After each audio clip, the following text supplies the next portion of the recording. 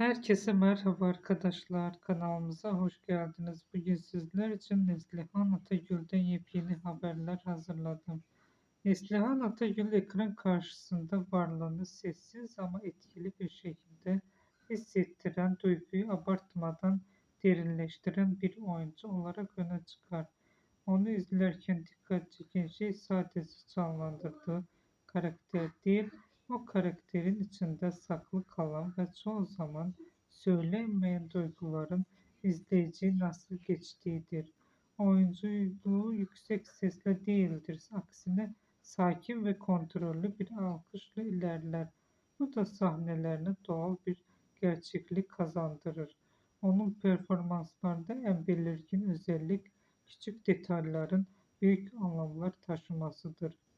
Bir bakışın süresi, bir suskunluğun ağırlığı ya da yüzündeki hafif bir değişim uzun cümlelerin anlatabileceğinden daha fazlasını ifade edebilir. Bu nedenle onu izlemek bir hikayeyi takip etmekten çok o hikayenin duygusunu hissetmek gibidir. Neslihan Atagül'ün oyunculuğunda kırılganlık ile güç aynı anda var olabilir. Bu iki zıt duygu arasındaki denge karakterlerini daha gerçek ve çok daha katmanlı kılar. İzleyici onun canlandırdığı karakterlere sadece empati kurmaz, aynı zamanda o duyguların içinde kendini bulur.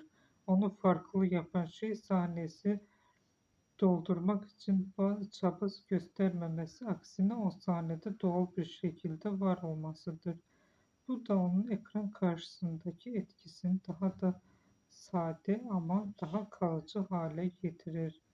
Neslihan Atagül'ü izlemek çoğu zaman bir performans göstermekten çok derin ve sessiz bir hikayenin içine çekilmek gibi bir deneyim sunar. Bugünlük benden bu kadar arkadaşlar. Kanalımıza abone olmayı unutmayın.